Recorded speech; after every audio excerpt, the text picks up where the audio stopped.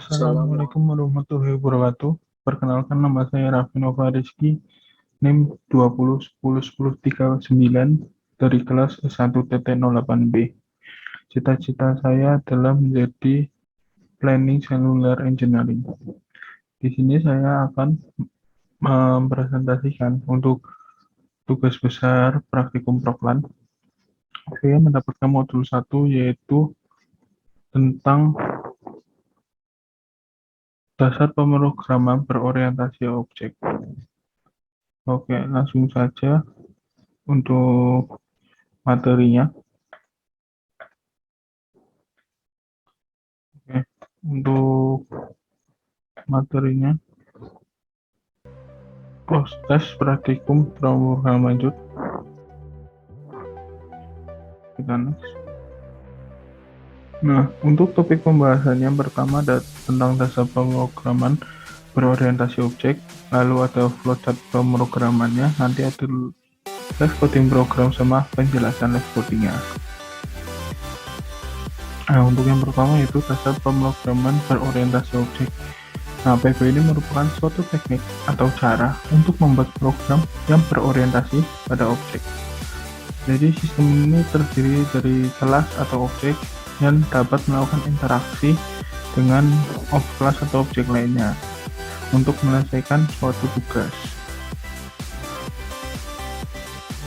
Nah, di sini ada untuk mendefinisikan kelas dan isinya. Jadi member data atau fungsi itu yang terdapat di publik itu dapat diakses dari luar kelas. Mekanisme data hiding dalam PBO itu adalah dengan meletakkan data ke dalam private. Jadi private itu tidak dapat diakses dari luar kelas seperti itu, sehingga data tidak bisa diakses sembarangan gitu, kecuali bisa diakses dengan cara melalui yang berfungsi publik gitu dalam kelas gitu. Oke, next. Nah, selanjutnya itu sudah mendefinisikan objek dan pemanggilan member fungsi gitu. Nah, jadi di sini bisa kita lihat ya, di sini ini ada pendefinisian objek dari satu kelas dapat dituliskan dengan aturan sebagai berikut gitu ya. Jadi ini ya bisa ditulis kayak gini, nama kelas objek gitu ya. Nah, statementnya itu dalam int main gitu ya, dalam program utamanya gitu. X P1 P2 itu menunjukkan pendefinisian dua objek bernama P1 dari kelas X gitu. Oke. Next. Oke, ini secara umum yaitu pemanggilan member fungsi atau data oleh objek itu dari kelas itu ditulisnya gini ya, nama objek, nama fungsi, data gitu ya. Statementnya itu P1 titik B, nih P2 titik A. Nah, itu tuh maksudnya garis pemrogramannya itu yang pertama itu objek P1 memanggil member fungsi P, dan P2 itu memanggil member data A gitu. Dengan bantuan operator period dot itu tadi yang titik itu disebabkan A dan B-nya itu merupakan member dari kelasnya gitu, maka buat pemanggilannya gitu. Next ada konstruktor. Nah, ini inisialisasi otomatis gitu ya, dilakukan menggunakan member function khusus disebut konstruktor gitu. Nah, ciri konstruktor itu tuh memiliki nama yang sama dengan nama kelas gitu biasanya. Nah, ini format penulisannya nama kelas, member data, nilai gitu ya. Next.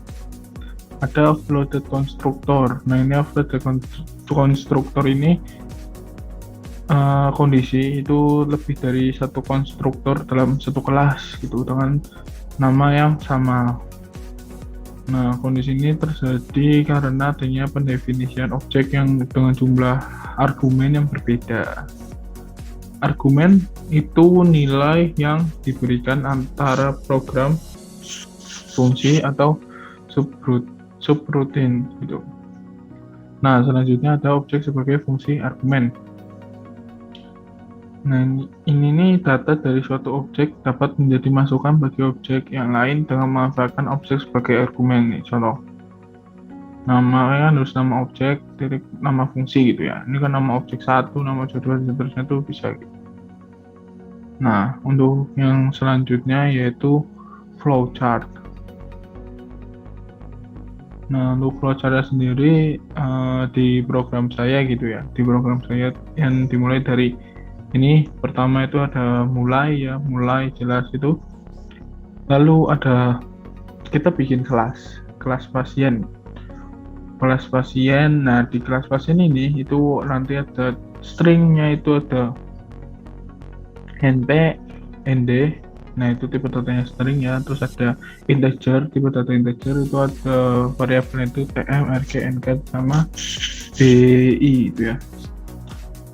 Lalu selanjutnya ada inputan atau masukan yaitu nama pasien, nama dokter, nomor ruangan, tanggal masuk sama tanggal keluar. Lalu selanjutnya itu kita memasukkan pasien P3. Pasien P3 atas namanya nanti nama pasiennya Sunarto, terus nama dokternya Gunawan gitu. Terus nomor ruangannya 6, tanggal masuk 15, tanggal keluar 17. Gitu. Nah, nanti ini ada untuk output ya. Misalnya output dari P1 sama P3 gitu. P1 P3 terus nanti ini ada P2 akhir P1 sama P2 akhir P3 ini buat perhitungannya. Lalu selesai seperti itu. Untuk selanjutnya kita langsung saja ke live codingnya.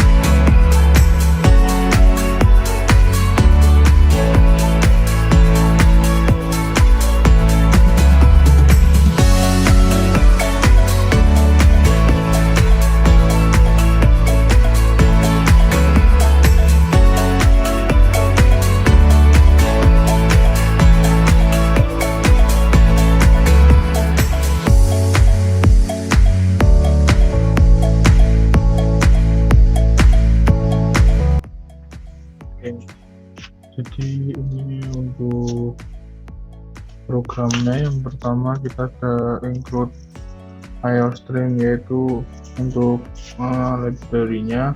Selanjutnya ada kelas pasien ya. Nah, ini untuk nama kelasnya. Di sini ada presetnya, itu kita isi itu data, ada string itu np, nd, terus ada integer itu tm, ed, nk, sama pi itu variabelnya. Nah, lalu selanjutnya di public ya, di public ini ada konstruktor tanpa argumen gitu ya. Ini konstruktor tanpa argumen. Lalu yang di bawah ini konstruktor dengan 5 argumen gitu. Nah, lalu yang selanjutnya ada void data pasien. Nah, ini fungsinya ini nanti kita akan menginputkan data pasiennya gitu ya. Jadi data pasiennya kita inputkan. Nah, selanjutnya ada void penampilan ya. Nah, void penampilan ini fungsinya untuk gimana sih data pasiennya udah kita inputin gitu ya. Nah, ini ada penampilan data ya, CO, dan tadi SJIN semua. Nah, yang terakhir ada void akhir ya, pasien A1. Nah, ini maksudnya fungsi dengan parameter. Itu parameternya itu A1. Nah, lalu ini di sini seperti dimunculkan ya hasil akhirnya gitu. Nah, lalu yang selanjutnya ada program utama. Di program utama ini yang pertama kita ada pemanggilan objek ya. Pemanggilan objek ada P1, P2, dan P3 nya itu sudah diisi, namanya Sunarto, Gunawan, 6, 15, 17 gitu ya. Nah, selanjutnya itu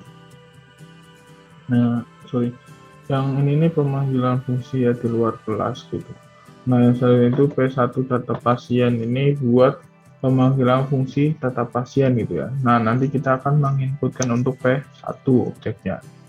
Nah, selanjutnya ini ada data pasiennya ya. Nah, ini ada P1 penampilan ya, ini buat memanggil fungsi penampilan tadi gitu.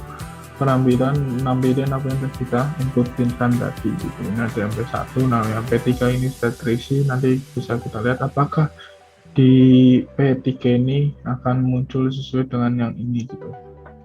Nah, lalu selanjutnya ada hasil akhir. Nah, di sini kita akan dicek kembali gitu ya, apakah hasil akhirnya itu dari ini P2 akhir P1 ini maksudnya ini pemanggilan fungsi dengan objek sebagai argumen gitu ya. Ini objeknya argumen kan gitu. Cek. Nah, ini juga P2 akhir P3. Nah, lalu setelah kita start, nah ini kita masukkan ya, misalkan namanya Baba, dokternya Raffi, nomor ruangannya 13, tanggal masuknya 7.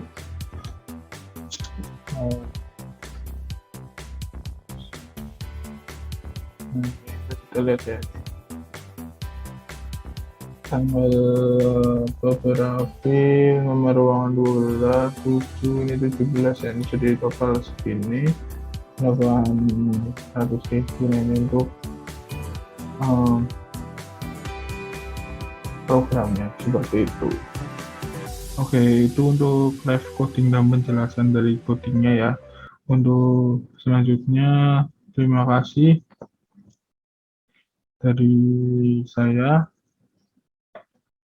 Untuk kata-kata motivasi hari ini adalah terus berjuang, karena hidup itu tidak semudah yang dibayangkan.